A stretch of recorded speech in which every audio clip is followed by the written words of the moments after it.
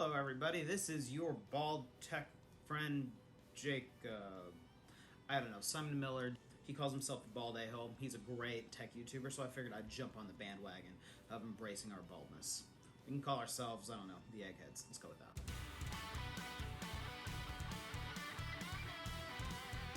Okay. Should you wait for the 2021 iPad Pro, or should you go ahead and buy one now? In my opinion, I think you should wait, but you don't get to find out until the end of this video. So I process by talking. Let's go into it like that. There's not too many differences between the 2018 and 2020 models that are out right now, which means there's probably not going to be too big of a difference between 2020 model and the 2021 model. I've mentioned most of this in my previous two videos, but let me break it down real quick. In the 2018 model and 2020 model, there's only a slight difference in the camera. It goes from a camera like the iPhone XR, a one single camera setup, to a camera like the iPhone 11 or 12 with a dual camera setup, but this one has an included LiDAR. On top of that, there's a slight processor bump in the 2020 model. The processor in 2018 is the A12 Bionic, and 2020 model is the A12Z Bionic.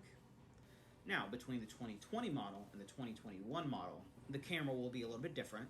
The camera will go from the 11 or 12, like I mentioned, to possibly a 12 Pro Max with a triple camera setup and the LiDAR. Another feature will be a even higher processor boost. There will be, instead of the A12Z, there will be the A14 Bionic, or 14Z, whatever they decide to call it. So, it's going to be a good bit faster, but I have the iPhone 12 Pro Max, which has the A14 in it, and I also had an iPhone XR. Granted, my 12 Pro Max is a bit faster, but it's not life-changing. But again, I love my 12 Pro Max. But the biggest difference between the three of them will be the screen. The 2018-2020 model have a liquid retina LCD display. The 2021 model will have a mini LED display. So that means darker darks, whiter whites. Each pixel is going to have its own backlight, whereas in a normal LCD panel, there's just one backlight. So with the mini LED, they'll be able to control the colors better. So instead of mimicking black, the screen's actually going to be turned off in those black parts of the screen, which I think is super cool. So it's kind of going from the iPhone 11 to the iPhone 12 screen. One having the LCD liquid retina, and then the other one having the OLED screen. Mini LED is kind of like OLED if you didn't catch that yet. Okay. So this next half of the video is just kind of going to be fantasy that I would love to see in a new iPad. There's already rumors that a slight iPad bump will come out at the last half of this month, April, and then a super ultra 12 Pro that I mentioned, ultra craziness iPad Pro Max thing will come out in September. So all these fantasy things that's going to be the last half of this video probably will come out in September if it ever happens at all. A larger iPad. What do you think? I think that'd be awesome. My iPad is a 12.9-inch iPad Pro, and as I've mentioned in my previous videos, I used the 11-inch for a while. It was too small. I have the 12.9-inch, and I still wish it was bigger. Like, I used the 6.7-inch 12 Pro Max. Still wish it was bigger. So, like, a 15 or 16-inch iPad Pro would be incredible. I think that'd be the coolest thing ever. And with that, you could get even deeper into laptop territory. Most iPads right now are tablets first, laptops second. What if we have an iPad? It would be more of a MacBook, I guess. A laptop first, and then an iPad second. That'd be kind of interesting. I'd be curious to know what you think of that in the comments. How about more ports? A lot of us just use little USB-C hubs like this for our iPad Pros.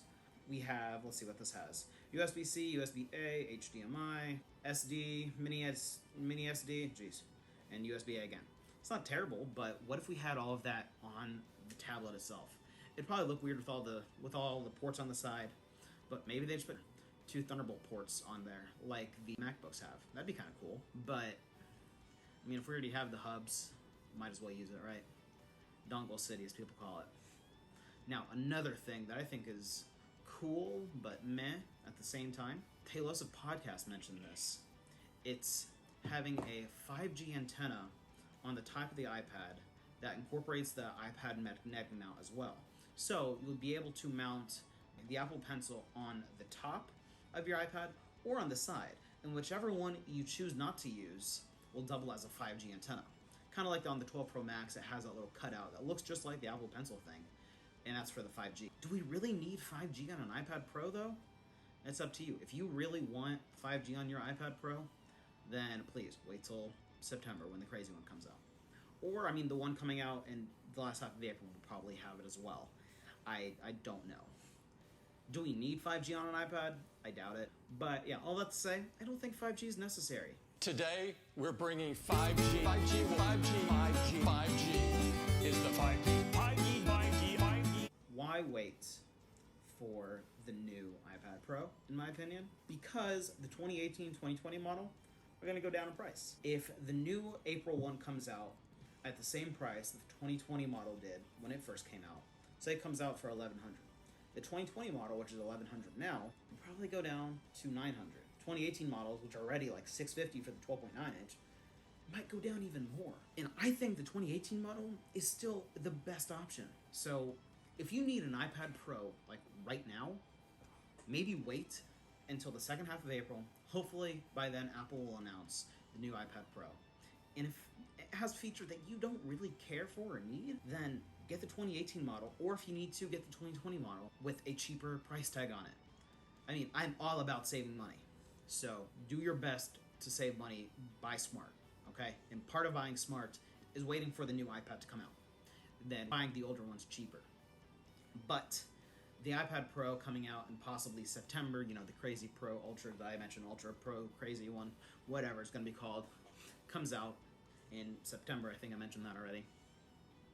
That one's going to have enough new features to make me, with my 2018 model, want to upgrade. So essentially, if you were more of a pro, my voice cracked. If you're more of a pro and you want the best features ever, you want the bigger screen, and you want the mini LED, the great cameras, you want the 5G, you want the speedy, fast processor, and you have the money and you can wait, then wait for September. Maybe that one will come out $1,300, $1,400. It'll be even more expensive. So what iPad should you get? I think you should wait till the one that comes out in April and then buy the older ones for cheaper. Or if you need the best one, keep what you have until September. Or if you don't have an iPad now and you really, really need one and you can't wait 2 weeks, buy the 2018 model and check out my other videos why I think you should do that. If you really need an iPad and you can wait a little bit, wait for the 2021 model to come out in April, get the older ones for cheaper. But anyways, that's been it. I'm Jake and this is Shot on My Phone.